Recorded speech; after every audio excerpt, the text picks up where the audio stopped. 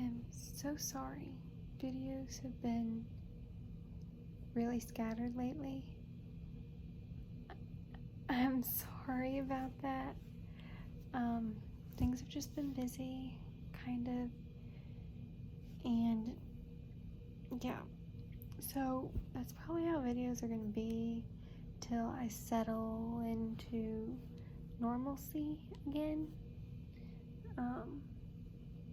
So if you don't have your notifications turned on, hit that bell. It's next to the subscribe button. I know before some of you have had trouble with that, I heard. It should be fixed. You should be able to tap it and it should work. Hopefully. So, if you do that, you should get notifications every time I post a new video. So, this video, the inspiration for this video is Kate Larson.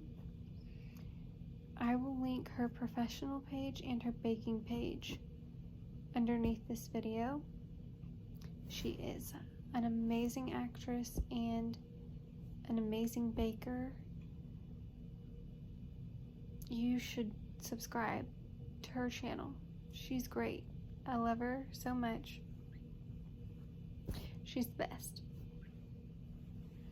So, I'll link that down below. I know I have her baking channel on a few of my other videos linked, but I'll link both of hers, her professional and her baking, down below so that y'all can check her out. She's amazing. I can't say enough good things about her.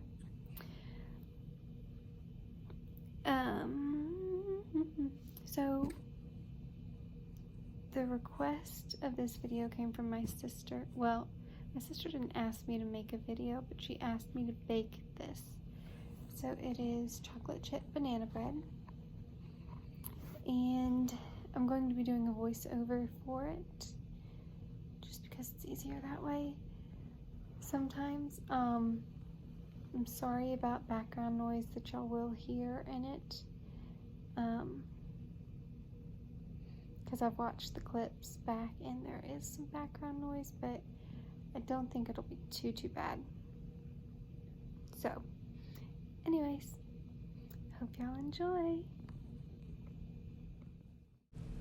Okay, so the first thing I do is I need to peel some bananas and break them into pieces and put them in a smallish bowl.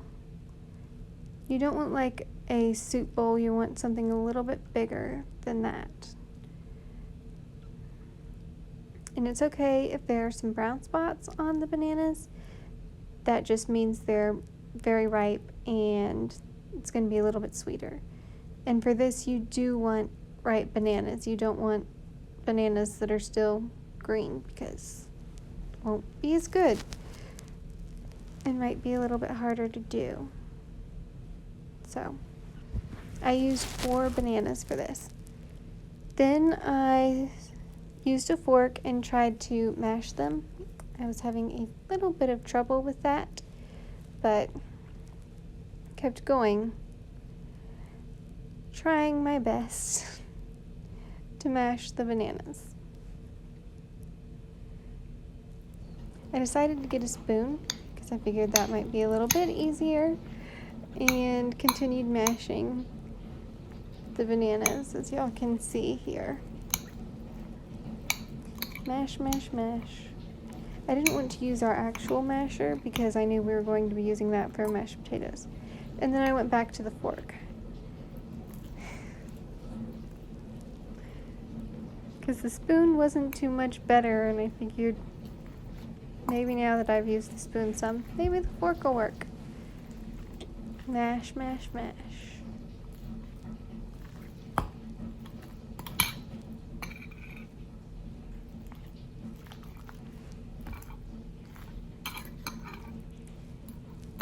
Kept on mashing until I felt like it was good enough. And then, as you can see, I started stabbing it because I figured it's about done. Okay, then I got brown sugar, a 1/4 cup, and this is in a separate bowl, a big mixing bowl. So, brown sugar, and then I needed regular sugar. I needed a, let's see, I think it was a 1/4 cup of regular sugar. Yes, that was a 1/4 cup. Okay. Then I had melted a stick of butter.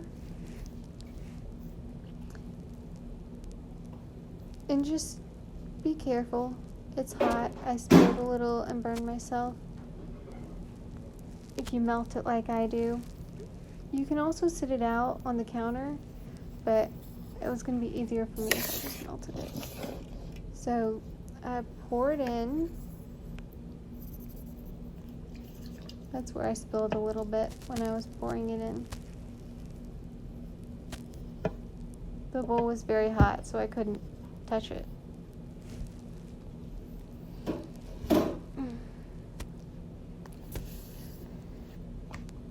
Clean up the mess.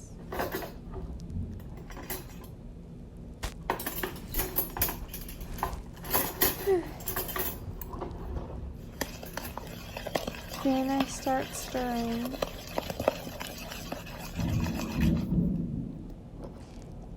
After that, I crack an egg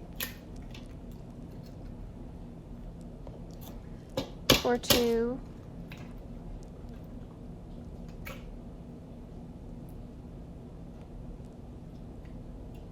Trying to make sure I don't get a shell in there.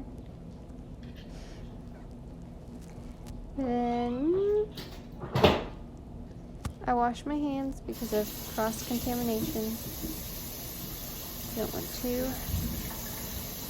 get raw egg everywhere and get, is it salmonella? Whatever it is. And dry my hands off. Okay, now I add vanilla. It's a teaspoon of vanilla. I didn't have a whole teaspoon, but it was close. Then there's flour as well.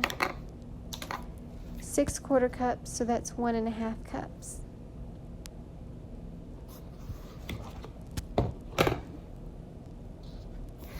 I just didn't want to get another dish dirty, so I just used the same 1/4 cup that I had used from the brown sugar.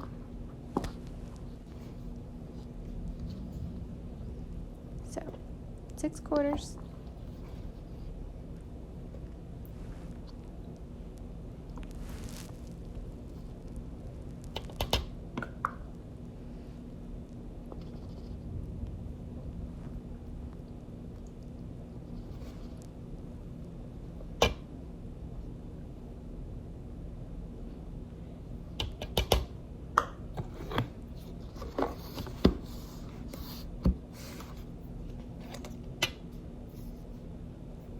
After that, I used baking powder.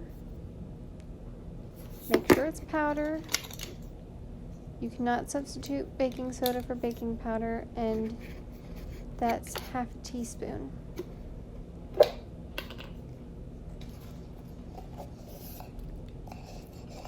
Whatever you do, do not substitute powder for soda and vice versa. Then you're going to get baking soda. So you will use both. But do not substitute powder.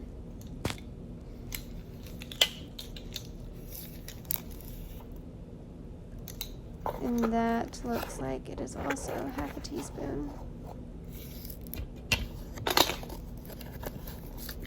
Maybe a whole teaspoon. Don't remember. Then I stir. Stir, stir, stir, stir, stir. Make sure you stir it very, very well. Mix, mix, mix, mix, mix. Okay, then I add the chocolate chips. good to add 3/4 of a cup. So I get my measuring cup and put 3/4 into my measuring cup. I may have put a little bit more, but you know. And then I pour it into the mixture. Mix it up, mix it in. That's what my mixture is looking like. It's hard to mix with one hand, if you can't tell.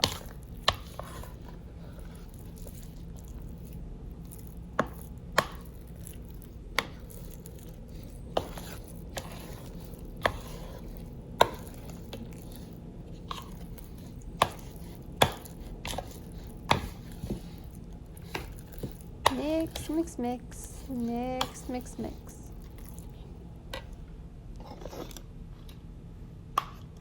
Okay, it looks like I forgot to tell y'all to put the bananas in. You do it at the same time as you do the flour and brown sugar. And butter. When you do all that, you also put the bananas in. Then you grease your dish, your bread dish, and pour the mixture into your dish.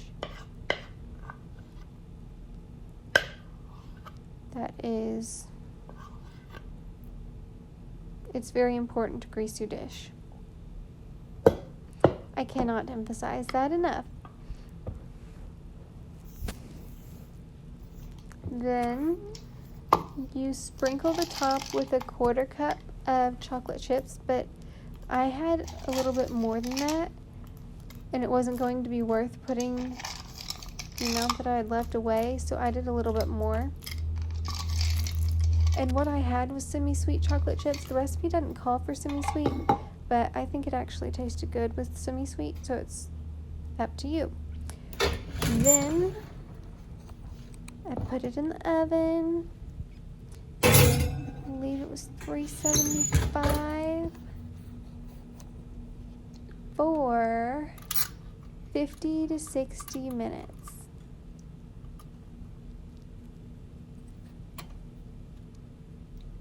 And so I tried 50, ended up needing to do it a little bit more. I got my knife to stick it in. This was after I had cooked it a little bit longer. And the knife looked good.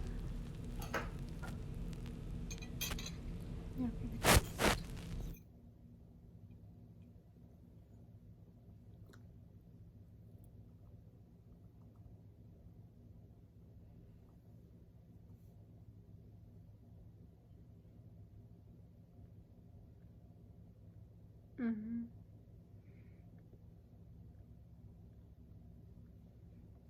It's good.